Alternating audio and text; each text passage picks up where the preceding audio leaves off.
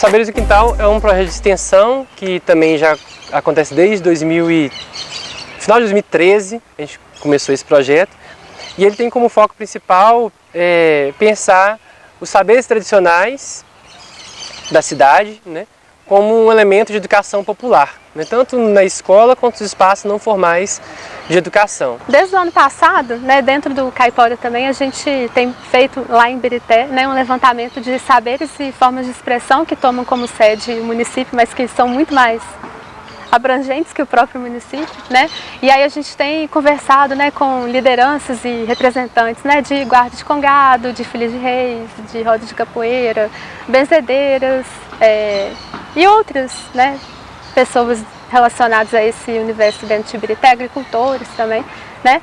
E esse projeto ele é interessante também para os Saberes de Quintal, porque de alguma forma são projetos que dialogam. Inclusive algumas pessoas que a gente entrevista são pessoas que vão lá para os Saberes de Quintal da oficina. Então ele estava associado com um projeto de pesquisa, que era uma pesquisa sobre a agrobiodiversidade urbana de Quintais, lá em Ibirité. E a gente tem feito diversas ações dentro desse projeto, né? Uma delas é uma realização de um encontro mensal, de um encontro de quintais, em que pessoas da comunidade vão lá ensinar alguma atividade. Por exemplo, uma das últimas que teve foi preparação de paçoca de amendoim, né? Ou oficina de capoeira. A gente já teve oficina de sopa de banana verde, né? Nas oficinas dos Saberes de Quintal tem uma coisa que eu acho muito interessante, é que normalmente as oficinas começam com uma partilha das pessoas que estão lá sobre o tema, né, que de alguma forma é o da oficina. E às vezes quando é receita, por exemplo, é muito interessante ver como, e são muitos alunos participam dessas oficinas lá da unidade. E aí às vezes eu acho muito interessante ouvir o que eles contam, né, às vezes sobre os seus pais, sobre os seus avós, né, como que essas trajetórias de vida, né, se relacionam também com a forma que a gente está no mundo, né. Então, às vezes é uma avó que cozinhava no fogão a lenha, que também teria uma receita para compartilhar, ou um avô que também gosta de cuidar de planta e que também sabe algo, né, sobre como plantar e com que cuidado que a gente precisa ter. Enfim, eu acho que são momentos de encontro e momentos de partilha que são muito ricos, né? São pessoas da comunidade ali de Ibirité mesmo ou de outras regiões de BH, da região metropolitana. Então são mestres do saber popular de algum elemento que são convidados para ali partilhar o seu conhecimento. Então, são oficinas de 2 horas, 3 horas no máximo, né? A gente também tem produzido um informativo, tamanho A3, que a gente divulga nas mídias digitais, e a gente também tem começado a divulgar nos coletivos urbanos, lá nos ônibus, né, municipais de Ibirité, também chamado Saberes do Quintal, e aí tem uma receita, um poema, um texto, e o que está na época, né, ou seja, quais são as plantas daquela época ali, os alimentos daquela época. Isso são 2 atividades. Uma outra atividade que ainda está incipiente, a gente não conseguiu ainda da consistência, é a construção de uma coleção etnobiológica, né? Uma coleção museológica de artefatos, de sementes, do patrimônio biocultural da região metropolitana. Então a gente também está começando a coletar alguns materiais, inclusive na Serra do Cipó também, e outras regiões, para a gente compor um acervo que a gente possa usar para exposições, mas também como registro da memória biocultural das cidades, né? De alguma maneira, né, o acompanhamento do movimento dos carroceiros, das benzedeiras, também dialoga com esse projeto, no Saberes do Quintal, né? Então a gente, tanto a assessoria que a gente tenta atuar junto a esses grupos, quanto essa atividade de educação popular, né? Então um foco nosso de ação na extensão é a perspectiva da educação popular.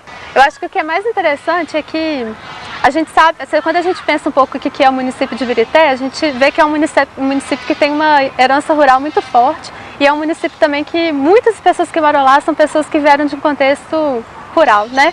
Então esse projeto é um momento onde essas lembranças, né, sobre a vida na roça, ele é muito forte, assim, né? Tanto de manifestações que às vezes tem uma filha de reis lá, mas essa filha de reis tem uma relação com um outro contexto rural, ou no caso dos quintais, né? Às vezes a pessoa tem um quintal lá em Ibirité, mas ela traz muda da roça que ela tem lá no interior de Minas, né? Então a gente vai vendo como que, quando a gente está falando de um contexto urbano, mas como que esse contexto urbano, ele não está dissociado, ele ele faz parte da vida das pessoas e a vida das pessoas não é só ali, né? Então a gente fica sabendo um pouco de onde elas vieram, né? O que elas fazem ali e também como que elas trocam memórias, que elas trocam conhecimentos com outros contextos, né?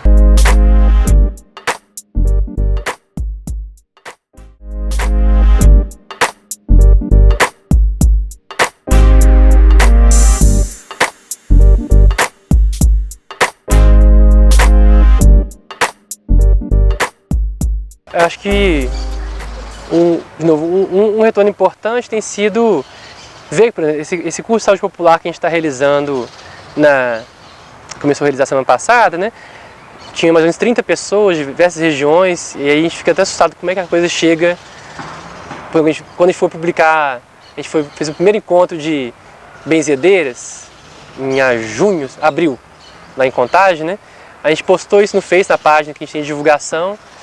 Aí chegou a ter 80 mil visualizações, a gente ficou assustado, né? A gente de outros estados pedindo pra gente organizar também, né? Você não sabia que a gente não tem perna nem para mal para a região metropolitana, né? Então acho que a gente consegue dar uma visibilidade para essas práticas e para esses saberes. Nesses encontros de benzedeiras arrizeiras, nesse encontro de saúde popular, a gente vê a felicidade dessas pessoas de terem seus conhecimentos reconhecidos como importantes, né? De não se sentirem marginalizados, né? Que esses conhecimentos estão sendo acolhidos de fato. Então acho que isso é algo não mensurável, mas muito importante. Esses projetos, a gente sabe que as pessoas estão produzindo essas coisas constantemente, né?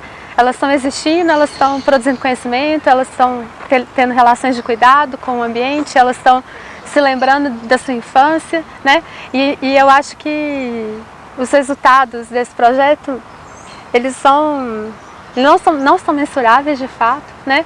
E eu acho que eles são interessantes a partir do momento que a gente conhece também essas histórias, né? E a partir do momento que a gente conhece essas histórias, a gente, de alguma forma, abre também os nossos horizontes, né? Um caso que eu acho que é muito interessante, assim, foi um quintal que a gente visitou, deve ter uns 2 anos mais ou menos, e que era um quintal da Dona Creuza.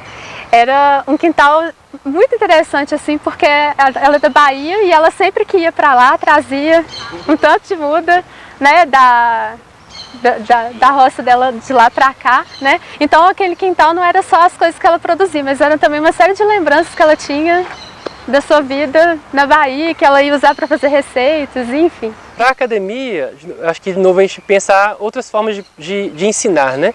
Ensinar a partir do cotidiano, da história do lugar. Então, a gente tenta pensar como é que a gente pode fazer, como nós somos 5 cursos de licenciatura lá em Birité, né? Como é que a gente promove uma educação que parta dos anseios e das histórias do lugar, né? E não uma negação das culturas locais e a imposição de outros modos de vida. A gente está falando lá de ciência, a gente vai, em vez de pegar exemplos tão distantes da Amazônia, a gente pode pensar então qual a biodiversidade que existe no território que essas pessoas estão vivendo. A quantidade de estudantes que participam e já participaram do projeto, né? E a gente vê o quanto que esse processo, essa participação nesses projetos tem um potencial transformador, né? Primeiro que a maioria desses estudantes também vem das periferias da cidade, né? E chegam na universidade e podem ver esses conhecimentos populares também reconhecidos. Então é um processo de identificação também, né? A gente tem um dos estudantes que passaram pelo projeto, né? Que é o Ian, ele está fazendo agora o mestrado em extensão rural na UFV e ele também trabalha com quintais, né? E passou por esse processo, ele entrou no grupo de pesquisa desde o começo da graduação praticamente e está lá agora defendendo mestrado. Então a gente vê que esses processos de pesquisa e ensino e extensão têm dado resultados também academicamente. Eu reconheço a importância do projeto em valorizar saberes tradicionais rurais no ambiente urbano, que é uma coisa que também tem se acabado. Você vê que você não tem muita natureza na cidade, são tudo muito bem fragmentado, algumas árvores em algum lugar, algumas casas não tem nem quintais mais, criações, e isso está se perdendo. A gente tem que valorizar esse conhecimento porque ele é muito importante, como eu disse, para a valorização do meio ambiente, dos saberes rurais e da cultura e da tradição dessas pessoas que vêm da roça para o campo, porque Ibirité é uma cidade que ainda tem uma zona rural muito extensa, né? Você tem hortas, você tem pessoas que realmente vivem disso, então é importante a gente contribuir para a valorização desse conhecimento. Uma universidade te chama lá para poder dar aula de capoeira, a pessoa simplesmente, você vê o sorriso dela e você vê que ela se sente muito realizada de estar lá, ela sente que aquilo é importante e que tem que continuar sendo, sabe? Então, assim, para mim mesmo, conhecendo essas pessoas e entrando na luta com elas para a valorização desse conhecimento é algo assim surreal.